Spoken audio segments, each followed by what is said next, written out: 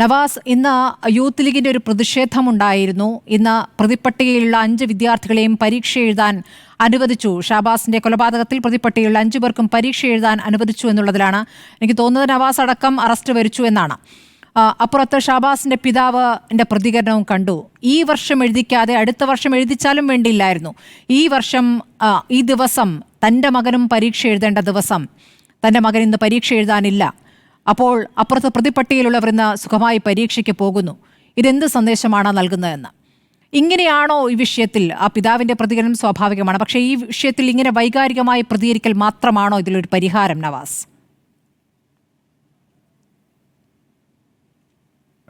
ശ്രീമതി സ്മൃതി, ഇങ്ങനെ വൈകാരികമായി പ്രതികരിക്കലല്ല ഇതിൻ്റെ പരിഹാരം. അത് മാത്രമല്ല ഇതിൻ്റെ പരിഹാരം. ഇതിനെ വൈകാരികമായ പ്രതികരണം എന്നല്ല വിളിക്കേണ്ടത്.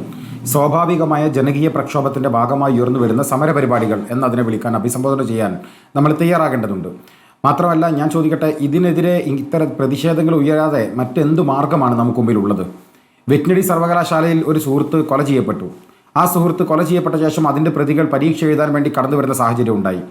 ഇവിടെ മരണപ്പെട്ടു പോയ ഷഹബാസിൻ്റെ മറവ് ചെയ്ത മണ്ണിൻ്റെ നനവ് മാറും മുമ്പേ പ്രതികളായ ആളുകൾ പരീക്ഷ എഴുതാൻ വേണ്ടി സുഖമായി വരുന്നു എന്ന് മാത്രമല്ല, നമുക്ക് ഓർമ്മയില്ല ഇൻസ്റ്റഗ്രാം ഗ്രൂപ്പിനകത്ത് അവർ പറഞ്ഞ വാചകം, ഇതിൽ പ്രശ്നമൊന്നും ഉണ്ടാവില്ല, നമുക്ക് SLC പരീക്ഷ നമ്മളെ ബാധിക്കൊന്നുമില്ല, മാത്രമല്ല അത് നമ്മൾ ഒരുമിച്ചുള്ള അക്രമമായതുകൊണ്ട് ഇതിൽ പ്രതിയാവുകയൊന്നുമില്ല എന്ന് പറയുന്ന അവരുടെ കോൺഫിഡൻസിന് പിന്തുണ കൊടുക്കലാണ് യഥാർത്ഥത്തിൽ ഇത്തരം ചെയ്തികളിലൂടെ നടക്കുന്നത്.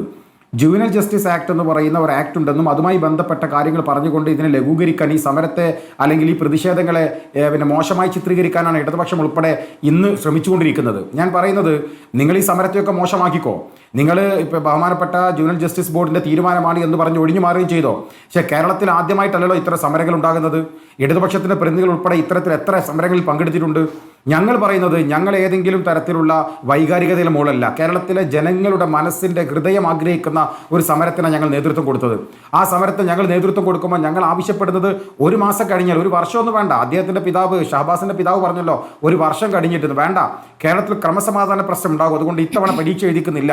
തൊട്ടടുത്ത മാസം സപ്ലിമെൻ്ററി പരീക്ഷ വരുന്നുണ്ടല്ലോ, ആ പരീക്ഷയിൽ എഴുതിപ്പിക്കാമെന്ന് പറഞ്ഞ് തീരുമാനമെടുക്കാമല്ലോ ഈ ഗവൺമെൻറ്റിനും അനുബന്ധ സംവിധാനങ്ങൾക്കുമൊക്കെ. അപ്പോൾ അതൊന്നും അല്ലാതെ ഇങ്ങനെ ഒന്നും ചെയ്താൽ കേരളത്തിലൊരു കുഴപ്പമില്ല, ഞങ്ങൾ ആരെയും ഇത് ബാധിക്കാനൊന്നും പോകുന്നില്ല എന്ന ഒരു മെസ്സേജ് ഒരു ജനറേഷനിൽ കൊടുക്കുന്നതാണ് ഇന്നുണ്ടായിട്ടുള്ള സമീപനം. അത് ശരിയല്ല. പുതിയ തലമുറക്ക് അത്തരത്തിൽ ഒരു പ്രശ്നമല്ല എന്ന രൂപത്തിലേക്ക് ഇത്തരം സന്ദേശം നൽകുന്നതിൽ വലിയ അപകടമുണ്ട്. നമുക്കറിയാലോ, ഇപ്പോൾ കഷായത്തിൽ വിഷം ചേർത്തുകൊണ്ട് തൻ്റെ കാമുകനെ കൊന്ന കാമുകി ജയിലറിലേക്ക് പോകുമ്പോൾ പറഞ്ഞ വർത്തമാനം നമ്മളൊക്കെ അത്ഭുതത്തോട് കേട്ടതല്ലേ. എനിക്കിപ്പോൾ വയസ്സ് 25 വയസ്സാണ്. എൻ്റെ ശിക്ഷാ കാലയളവ് കഴിഞ്ഞാൽ 34 വയസ്സിലോ ഞാൻ പുറത്തിറങ്ങും, അപ്പോൾ എനിക്കൊരു പുതിയ ജീവിതം തുടങ്ങാം എന്ന് പറയുന്ന മാനസികാവസ്ഥയിൽ തൻ്റെ കൊലക്കുറ്റത്തിൻ്റെ വിധിക്കപ്പെട്ട വിധിയെപ്പോലും നോക്കിക്കാണുന്ന ഒരു തലമുറയുള്ള കേരളത്തിനകത്ത് 2 ദിവസം 48 മണിക്കൂറിന് മുമ്പേ തങ്ങൾക്ക് ജീവിതത്തിൽ ഒന്നും സംഭവിക്കാൻ പോകുന്നില്ല, കൃത്യമായി പരീക്ഷ എഴുതാം, പ്രയാസങ്ങളൊന്നും ഉണ്ടാകുന്നില്ല.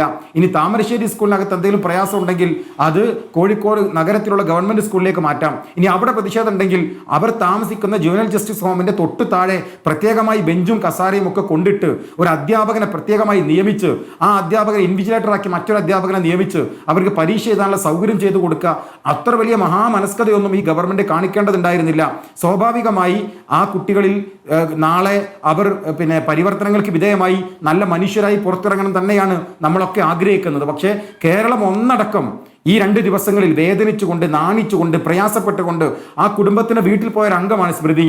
ഞാൻ അവിടെ പോകുമ്പോൾ അദ്ദേഹത്തിൻ്റെ അമ്മ കൊല്ലപ്പെട്ട ദിവസം വാർത്ത അറിഞ്ഞ് ബെഡിലായതാണ്. അത് കഴിഞ്ഞ് ഞാൻ പിറ്റേ ദിവസം പോകുമ്പോൾ അന്ന് ഉച്ചയോട് കൂടിയാണ് ബെഡിൽ നിന്ന് എണീക്കുന്നത്. വീണ്ടും വൈകുന്നേരമായപ്പോൾ വീണ്ടും തലകറങ്ങി വീഴുകയാണ്. എന്താ കാരണം എന്നറിയോ? ഈ കുട്ടികൾ നാളെ പരീക്ഷ എഴുതുന്നു, എൻ്റെ മകൻ എഴുതാത്ത പരീക്ഷ എഴുതാൻ കൊലയാളികൾ വരുന്നു, ഇതെന്തു നാടാണ് എന്ന് ചോദിച്ചിട്ടാണ് ആ പിതാവ് ഞങ്ങളോട് കരഞ്ഞത്.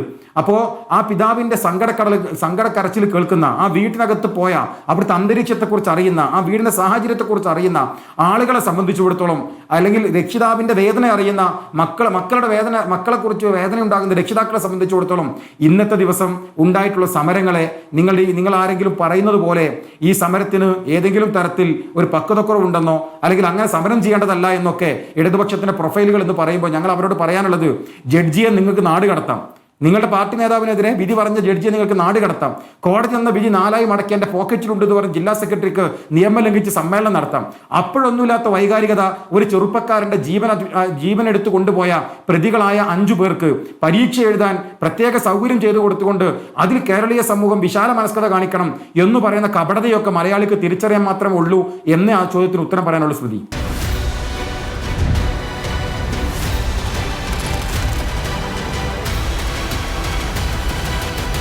Debate with Smriti Parithikar.